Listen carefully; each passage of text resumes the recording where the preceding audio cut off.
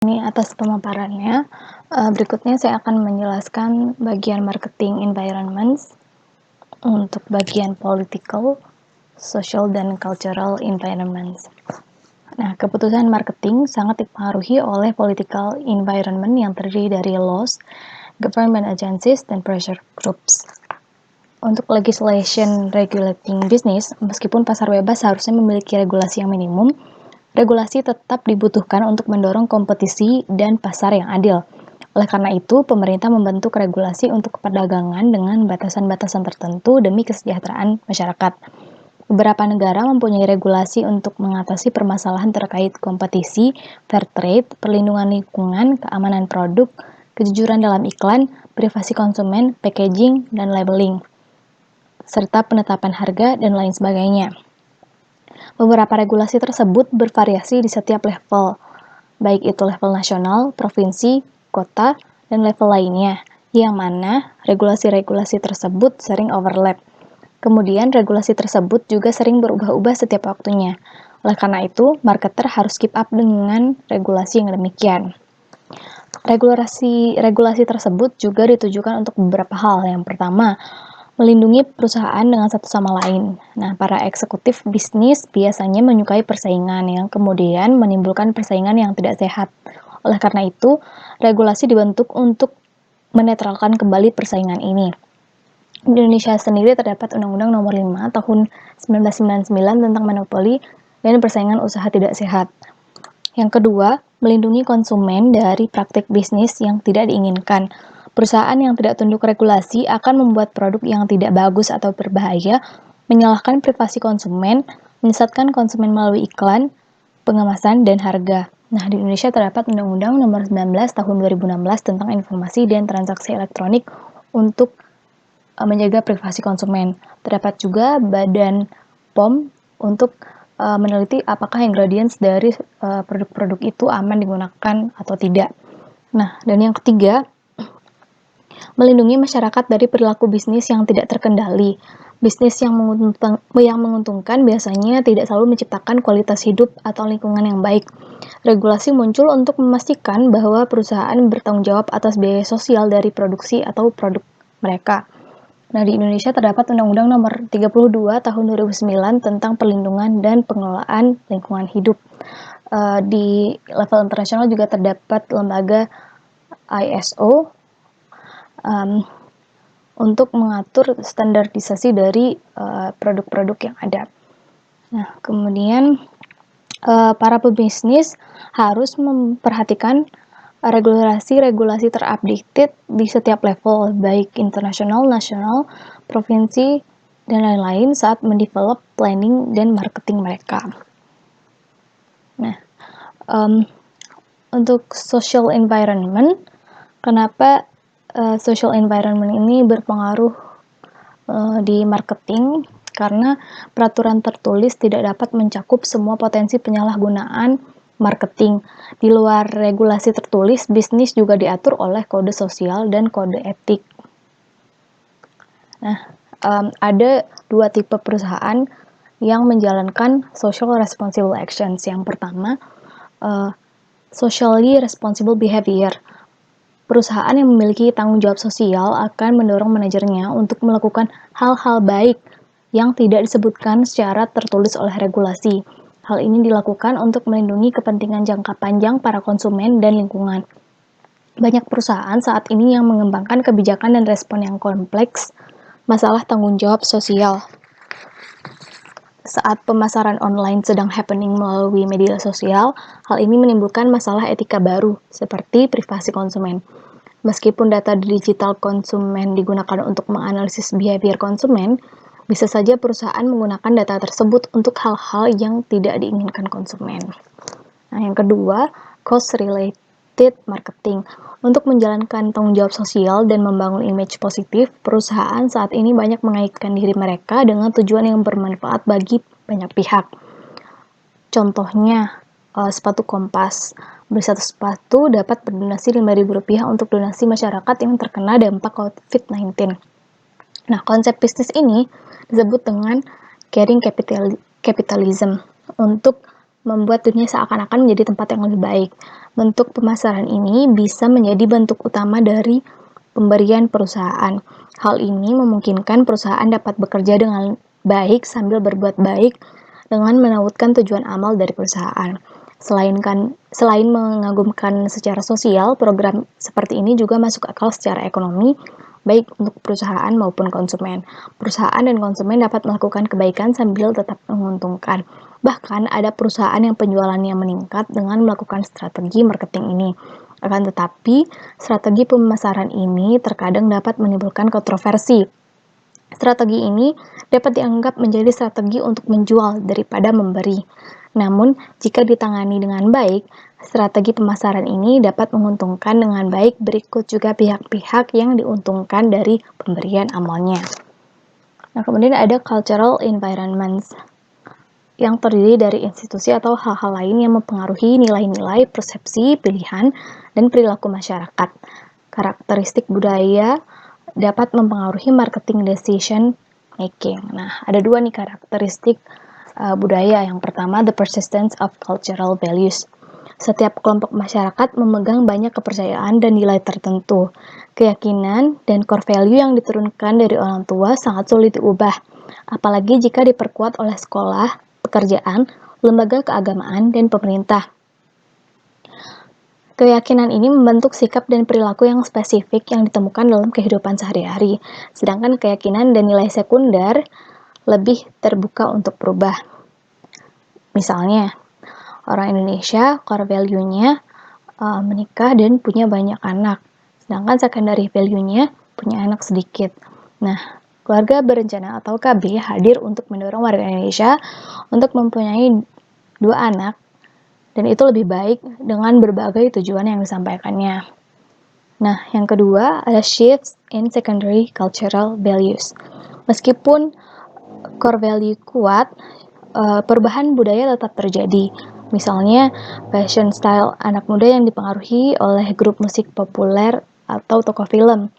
Marketer ingin memprediksi pergeseran budaya untuk melihat peluang atau tantangan baru. Nilai-nilai budaya utama suatu masyarakat diekspresikan dalam pandangan masyarakat tentang diri mereka sendiri dan orang lain serta dalam pandangan mereka tentang organisasi, masyarakat, alam, dan dunia. Nah, untuk people's views of themselves sendiri, orang menggunakan produk, merek, dan jasa sebagai sarana ekspresi diri, dan mereka membeli produk atau jasa yang sesuai dengan pandangan mereka tentang diri mereka sendiri. Nah, marketer dapat memposisikan merek mereka untuk menarik segmen tertentu. Misalnya, my size large size clothing berani menampilkan busana berwarna cerah dan menampilkan logo tubuh, yang mana dua hal tersebut biasanya dihindari para wanita yang bertubuh gemuk. Namun, my size ini berhasil membuktikan bahwa tidak perlu langsing untuk tampil cantik. Nah, yang kedua ada people's views of others. Nah, sikap dan interaksi seorang dengan orang lain terus berubah sepanjang waktu. Era digital dikhawatirkan akan mengakibatkan interaksi manusia berkurang karena orang-orang mengubur diri mereka sendiri di media sosial atau mengirim email daripada berinteraksi secara tatap muka. Sebaliknya, era digital disebut sebagai mass mailing, yaitu orang-orang menggunakan media sosial untuk banyak terhubung dengan lebih banyak orang di berbagai wilayah dari era sebelumnya. Pada dasarnya, semakin banyak orang berjejaring, mengirim pesan, bersosialisasi online, semakin besar kemungkinan mereka akhirnya bertemu dengan teman di dunia nyata. Cara baru interaksi ini sangat mempengaruhi cara perusahaan memasarkan merek dan berkomunikasi dengan pelanggan. Konsumen semakin memanfaatkan jaringan pertemanan dan komunitas merek online untuk mempelajari dan membeli produk dan berbagi pengalaman tentang merek suatu produk. Nah, penting untuk suatu perusahaan berpartisipasi dalam jaringan ini. Misalnya, XL membuat Project XL Future Leaders. Nah, yang ketiga, people's views of organizations. Setiap orang mempunyai sikap yang berbeda-beda terhadap suatu perusahaan, lembaga pemerintah, serikat pekerja, universitas, dan organisasi lainnya. Dalam 2 dekade terakhir, di Amerika Serikat sendiri terjadi penurunan tajam dalam kepercayaan dan kesetiaan terhadap bisnis dan institusi politik. Dalam tempat kerja, jadi penurunan loyalitas organisasi secara keseluruhan. Downsizing pada perusahaan menciptakan sinisme dan ketidakpercayaan. Sehingga saat ini banyak orang melihat pekerjaan bukan sebagai sumber kepuasan, tetapi sebagai kebutuhan rumah tangga dan menikmati waktu di luar jam kerja mereka. Tren ini menunjukkan bahwa organisasi perlu menemukan cara baru untuk memenangkan kepercayaan konsumen dan karyawan. Contohnya perusahaan di Thailand, CP Group, yang membuat iklan rekrutmen yang secara tersirat mengatakan bahwa mereka menjunjung tinggi workforce diversity, atau blog kecantikan terbesar Indonesia, Female Daily Network, yang mengekspos kegiatan HRM mereka, mulai dari kegiatan para pekerja sehari-hari, liburan para pekerjanya, hingga farewell untuk pekerja yang resign di channel YouTube mereka. Nah, untuk people's views of society, sikap orang terhadap masyarakat berbeda-beda dan mempengaruhi pola konsumsi mereka. Seperti patriotisme di Indonesia yang saat ini semakin meningkat dengan adanya kesadaran untuk menggunakan produk lokal. Akan tetapi, promosi jenis ini tidak selamanya bisa berdampak besar bagi pendapatan perusahaan, karena pendapatan perusahaan bisa saja lebih banyak dari produk lain yang tanpa label patriotisme. Misalnya, produk Pepsodent dengan warna hitam putih saat 17-an, atau tagline bangga produk lokal pada produk-produk made in Indonesia. Kemudian untuk people's views of nature, kepedulian orang terhadap alam mempengaruhi sikap mereka terhadap pemilihan produk. Banyak orang telah menyadari bahwa sumber daya alam itu terbatas dan bisa dirusak oleh aktivitas manusia. Orang-orang saat ini memilih membeli produk yang alami, organik, bernutrisi, dan lain sebagainya.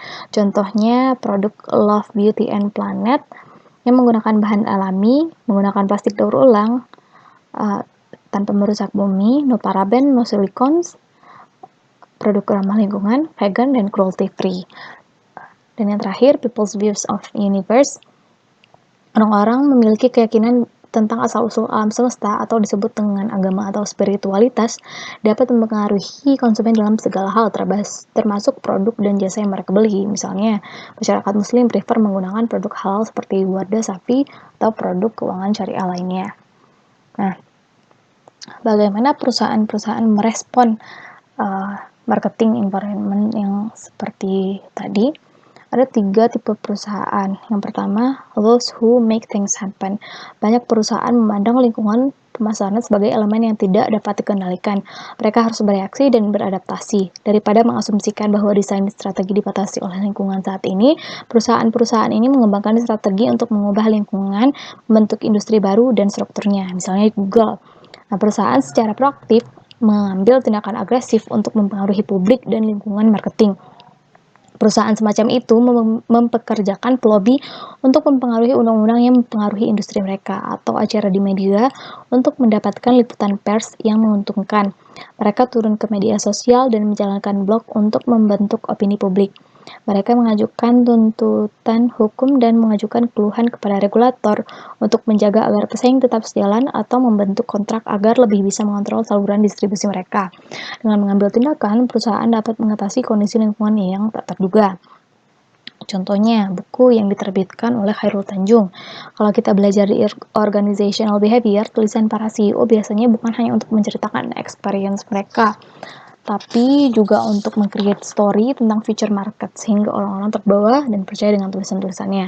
Kemudian ada Pak Haritanu sebagai Presiden Director MNC, sekaligus politisi, bisa mempengaruhi hal-hal politik yang bisa saja mempengaruhi kelangsungan bisnisnya. Yang kedua, those who watch things happen. Mereka secara pasif menerima lingkungan pemasaran dan tidak mencoba untuk mengubahnya. Misalnya Nokia. Di saat Apple dan Samsung terus berinovasi, Nokia bukan meng-create apa yang dibutuhkan dan diinginkan konsumen, tapi menciptakan apa yang bisa mereka ciptakan sehingga menjadi tertinggal karena konsumen tidak menginginkan produk tersebut. Nah, yang ketiga, those who wonder what's happened. Mereka menganalisis environmental forces dan mendesain strategi yang akan membantu perusahaan menghindari tantangan dan memanfaatkan peluang yang ada. Biasanya perusahaan ini bergerak di bidang fashion. Transformasi di sektor fashion sangat cepat perkembangannya, sehingga perusahaan harus cepat mengambil tindakan. Misalnya sekarang sedang happeningnya Korean music dan Korean drama. Akan ada kemungkinan banyak konsumen yang menginginkan fashion style idola yang mereka gemari dari industri entertainment Korea tersebut. Nah, Akan tetapi, manajemen pemasaran tidak selalu dapat mengontrol tekanan dari lingkungan. Perusahaan hanya puas dengan menonton atau bereaksi terhadap kondisi lingkungan. Perusahaan akan sedikit berhasil mempengaruhi pergeseran populasi geografis, ekonomi lingkungan, atau nilai budaya inti. Akan tetapi, semua itu akan lebih mungkin berhasil jika manajer pemasaran yang cerdas mengambil pendekatan proaktif daripada reaktif terhadap lingkungan marketing. Saya akan menjelaskan chapter 4 mengenai Managing Marketing Information to Gain Customer Insights. Nah, kenapa harus mempelajari cara memanage marketing information dan customer insight? Karena produk dan program marketing yang baik dimulai dari informasi pelanggan yang baik. Perusahaan juga membutuhkan banyak informasi tentang para pesaing, resellers, dan pihak lainnya yang terlibat dalam pasar. Namun, lebih dari hanya mengumpulkan informasi, marketer juga harus menggunakan informasi tersebut untuk mendapatkan powerful customer dan market insights. Nah, gunanya marketing information dan customer insight untuk menciptakan value bagi pelanggan dan membangun hubungan yang baik dengan mereka, marketer pertama-tama harus mendapatkan insight yang fresh dan deep tentang apa yang dibutuhkan dan diinginkan oleh customer. Nah, customer insight tersebut datang dari marketing information yang baik. Nah, perusahaan menggunakan customer insight ini untuk mengembangkan competitive advantage mereka. Contohnya, Pinterest dibuat karena konsumen hanya ingin mendapatkan hasil foto yang bagus dalam waktu yang singkat daripada harus men-scroll media sosial lainnya yang tergabung dengan tulisan-tulisan yang banyak. Nah, meskipun customer dan market insight penting untuk membangun value dan engagement pelanggan, insight ini bisa sangat sulit diperoleh. Kebutuhan pelanggan dan motif membeli seringkali tidak jelas. Bahkan, konsumen sendiri biasanya tidak dapat memberitahu dengan pasti atau tepat apa yang mereka butuhkan dan mengapa mereka membeli. Nah, untuk mendapatkan insight pelanggan yang efektif, marketers harus secara efektif mengolah informasi pemasaran dari berbagai sumber. Nah, salah satu caranya itu menggunakan big data. Nah, dengan teknologi informasi yang semakin maju, perusahaan saat ini dapat menghasilkan dan menemukan informasi pemasaran dalam jumlah yang tidak terhitung banyaknya. Konsumen sendiri sekarang dapat menghasilkan banyak info marketing melalui smartphone, online browsing, interaksi media sosial, dan lain sebagainya. Konsumen juga sekarang dapat menawarkan informasi kepada perusahaan secara satu sama lain. Nah, karena manajer pemasaran kewalahan dengan data yang sangat banyak, big data dapat merangkum data-data tersebut. Nah, contohnya di Indonesia, perusahaan Gojek menggunakan big data untuk dapat menebak atau mengatur preferensi user atau pelanggan, serta membantu pembuat keputusan dalam menganalisis dan membuat keputusan. Nah, dalam memanage marketing information, nilai sebenarnya dari marketing information terletak pada cara penggunaannya, yaitu pada customer insight yang tersedia. Beberapa perusahaan menggunakan fungsi research menciptakan tim customer insight yang memiliki tugas menindaklanjuti informasi marketing serta cara bekerja secara strategis dengan para pengambil keputusan marketing untuk menerapkan insight tersebut. Nah, contohnya perusahaan PepsiCo. Nah, dengan demikian perusahaan harus merancang sistem informasi pemasaran yang efektif yang memberikan manajer informasi yang benar pada waktu yang tepat dan dapat membantu mereka menggunakan informasi tersebut untuk menciptakan customer value, engagement, dan strong relationship. Nah, Marketing Information System atau MIS terdiri dari orang-orang dan prosedur yang bertugas mengakses informasi yang dibutuhkan dan membantu pembuat keputusan dalam menghasilkan dan memvalidasi pelanggan yang ditargetkan dan market insight. Nah, jadi di marketing information system ini, yang pertama itu perusahaan mengakses informasi yang dibutuhkan dari customer-nya atau target market-nya. Nah, kemudian menggunakan internal database, marketing intelligence untuk menganalisis competitors, dan kemudian marketing research yang akhirnya informasi tersebut dianalisis dan digunakan untuk memenuhi kebutuhan customer sendiri. Jadi marketing information itu dimulai dari customer insight-nya sendiri dan diakhiri dengan informasi dari customer untuk memenuhi kebutuhan si customer tersebut. Marketing information yang dibutuhkan, sistem informasi pemasaran utamanya melayani pemasaran perusahaan dan manajer. Nah, sistem informasi ini juga dapat memberikan informasi kepada mitra eksternal seperti supplier, reseller, atau agen pemasaran lainnya. Misalnya, Walmart memberi akses info kepada supplier tentang segala hal mulai dari pola pembelian pelanggan, inventaris toko, hingga beberapa banyak item yang telah mereka jual dalam 24 jam terakhir. Sistem informasi yang baik dapat menyimbangkan informasi yang diinginkan dengan apa yang benar-benar mereka butuhkan dan apa yang visible untuk ditawarkan. Karena kebanyakan manajer ingin memperoleh semua data tanpa menghiraukan apa yang sebenarnya mereka butuhkan, sehingga menjadi overload information. Nah, MIS tadi harus mampu memantau lingkungan pemasaran untuk memberikan informasi dan wawasan yang penting kepada para pembuat keputusan. Dengan begitu, biaya untuk memperoleh, menganalisis, menyimpan, dan menyampaikan informasi bisa secara efektif dan cepat.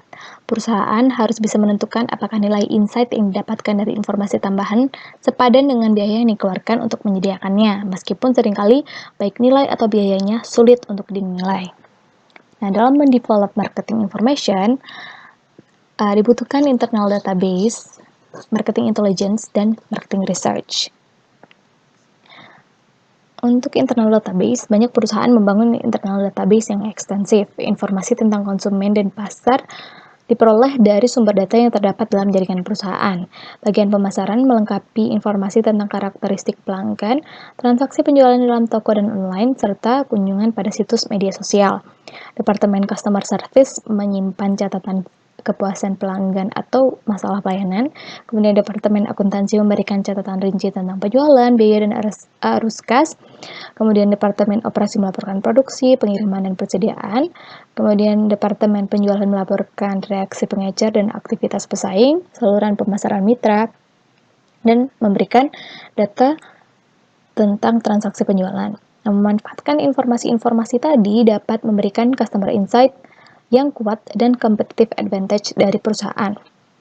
Database internal biasanya dapat diakses lebih banyak dengan cepat dan murah dibandingkan sumber informasi yang lain. Namun, dapat juga menimbulkan masalah jika informasi tersebut dikumpulkan untuk tujuan lain, informasi kurang lengkap, atau dalam bentuk yang tidak efisien bagi pembuat keputusan atau tidak memenuhi kebutuhan. Kemudian segunung informasi tersebut juga membutuhkan teknologi dan teknik yang canggih yang harus dimiliki oleh perusahaan. Nah, contoh perusahaan yang menggunakan internal database yaitu perusahaan perbankan, asuransi, dan investasi USAA. Nah, kemudian yang kedua, competitive marketing intelligence merupakan sistem monitoring, pengumpulan, dan analisis informasi yang tersedia tentang konsumen, pesaing, dan perkembangan di pasar. Tujuan dari competitive marketing intelligence ini adalah untuk meningkatkan pengambilan keputusan strategis dengan memahami lingkungan konsumen, menilai dan melacak tindakan pesaing, dan memberikan peringatan dini tentang peluang dan tantangan. Nah, teknik marketing intelligence berfungsi dari mengamati konsumen secara langsung hingga menanyai karyawan perusahaan, membandingkan produk pesaing, penelitian online, dan memantau media sosial. Marketing intelligence yang baik dapat membantu marketer mendapatkan wawasan tentang bagaimana konsumen membicarakan dan engage dengan mereka. Banyak perusahaan mengirimkan tim pengamat yang terlatih untuk berbaur secara pribadi dengan pelanggan saat mereka menggunakan dan membicarakan tentang produk suatu perusahaan. Perusahaan juga dapat memantau web dan situs media sosial pesaing. Perusahaan dapat membeli produk kompetitor untuk menganalisis dan membandingkan produknya serta kualitas layanannya. Perusahaan dapat menggunakan internet untuk mencari nama pesaing, acara, atau tren yang sedang muncul, serta melacak percakapan konsumen tentang merek pesaing perusahaan menggunakan competitive marketing intelligence untuk mendapatkan wawasan tentang pergerakan dan strategi pesaing untuk mempersiapkan respons yang cepat. Misalnya, Samsung Galaxy S20 Ultra mengejar launchingnya iPhone 11. Saat iPhone akan mengeluarkan iPhone 11, Samsung sudah mengetahui rencana tersebut sehingga langsung menanggapi memproduksi produknya terbaru Samsung Galaxy S20 Ultra. Nah, competitor intelligence dapat dikumpulkan dari orang-orang dalam eksekutif perusahaan, insinyur, ilmuwan, agen pembelian, sales, pemasok, pengecer, dan key customers. Intelligence seekers juga dapat menelusuri ribuan database online, ada yang gratis dan berbayar. Akan tetapi, penggunaan marketing intelligence ini dapat melibatkan kode etik yang perlu dipertanyakan. Perusahaan tidak perlu merusak hukum dan kode etik untuk mendapatkan semua data yang diinginkan harusnya. Hal ini juga membuat perusahaan sangat berhati-hati melindungi informasi mereka sendiri dan mencari intelijensi pemasaran sendiri yang berpotensi merusak kebocoran informasi. Kemudian presentasi selanjutnya mengenai marketing research akan disampaikan oleh teman saya, Nisha.